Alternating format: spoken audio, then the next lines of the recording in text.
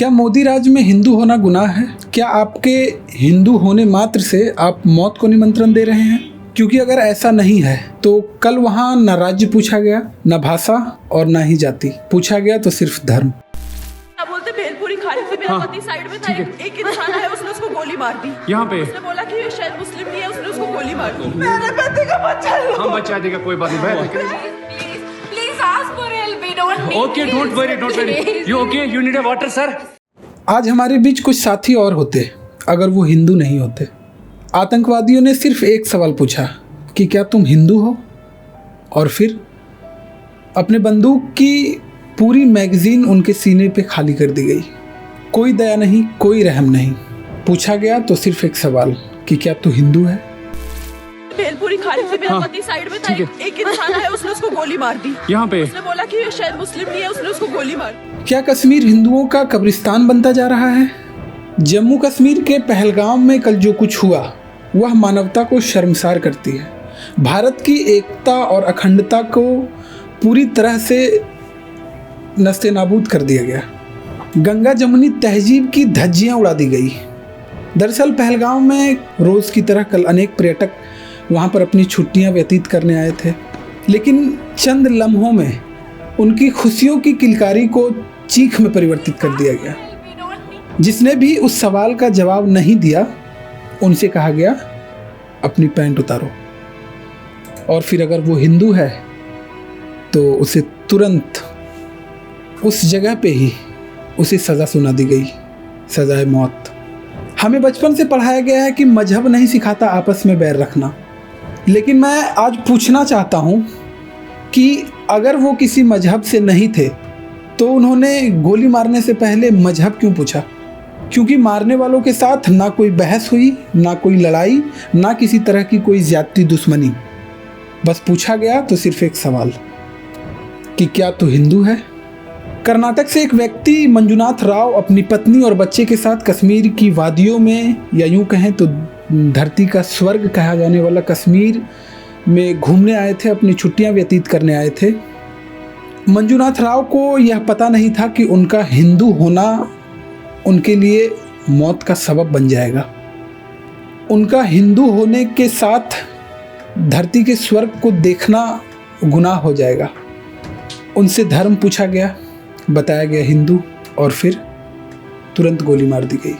उनके बच्चे और उनकी पत्नी के सामने पत्नी चीखती रही, चिल्लाती रही कि तुमने मेरे पति को मार डाला है, मुझे भी मार डालो। जवाब में हुक्म आया कि तुम्हें तो जिंदा रहना है, जाओ जाकर मोदी से कह देना, जाओ जाकर मोदी को बता दो। ऐसा नहीं है कि इस घटना के बदले हम हिंदुस्तान के हर मुसलमान को दोषी ठहरा रहे हैं, लेकिन इस घटना का जो विरोध नहीं करेगा सवाल उस पर उठेगा। आपकी चुप्पी को आपका समर्थन क्यों ना समझा जाए, क्योंकि ये हत्या मजहब के नाम पर की गई है। एक नवविवाहित जोड़ा कश्मीर को जन्नत मानकर कश्मीर की वादियों में मैगी का मजा ले रहा होता है, लेकिन उसे क्या पता कि उसके नाम की चिता सज चुकी है। और ये कोई पहली बार नहीं है, ये कोई पहली घटना नहीं है। 14 फरवरी 2019 को पुलवामा हमला हुआ, जिसमें 40 भारतीय सुरक्षा कर्मियों की जान ले ली गई। उसके बाद से ये सबसे बड़ी हमला है जिसमें 26 लोगों की मौत की पुष्टि की जा चुकी है, और ये आंकड़ा अभी बढ़ेगा, क्योंकि बहुत से लोग जिंदगी और मौत की जंग लड़ रहे हैं, ना जाने कब वो जंग हार जाए। कश्मीरी पंडितों के साथ क्या होता आ रहा है ये बात किसी से छुपी हुई नहीं है, चाहे वो 1990 का दशक हो, चाहे 2000 का, या फिर 2022 का। हजारों कश्मीरी पंडितों को खुलेआम काट दिया गया कि आज भी कश्मीरी पंडितों को कश्मीर में रहने में दिन रात खतरा महसूस होता है। ये सारी कहानियां हमें पता है, लेकिन इन सारी कहानियों को हम अपने संविधान में लिखे केवल एक शब्द सेक्युलरिज्म शब्द के तले दबाते रहे। सेक्युलरिज्म जीवन का आश्वासन होना चाहिए, हिंदुओं पर बोझ नहीं। हमारे लिए संविधान है, मौलिक कर्तव्य है, लेकिन उनके लिए क्या? उनके लिए तो कोई संविधान नहीं है। वो अपना शौक समझते हैं हिंदुओं की लाशें बिछाना। चाहे जैश ए मोहम्मद हो, चाहे लश्कर ए तैयबा, चाहे TRF या फिर अलकायदा।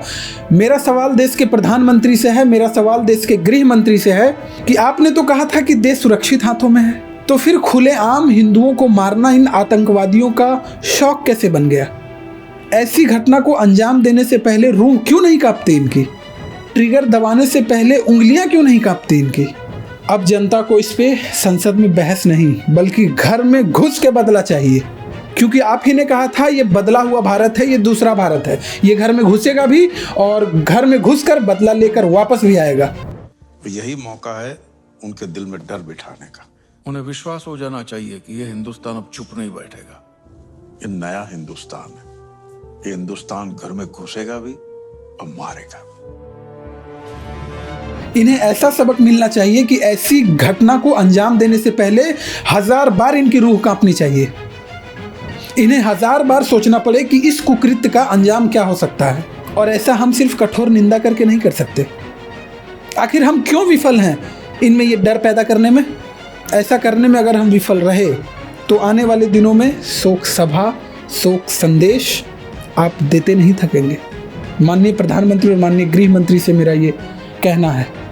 और भाईचारा और सेक्युलरिज्म जैसी बातें किताबी पन्ने और केवल फिल्मों तक सीमित रह जाएगी। आज के लिए इतना ही, क्योंकि शब्द और गले का सामंजस्य इससे ज़्यादा और नहीं बैठ पा रहा है। धन्यवाद।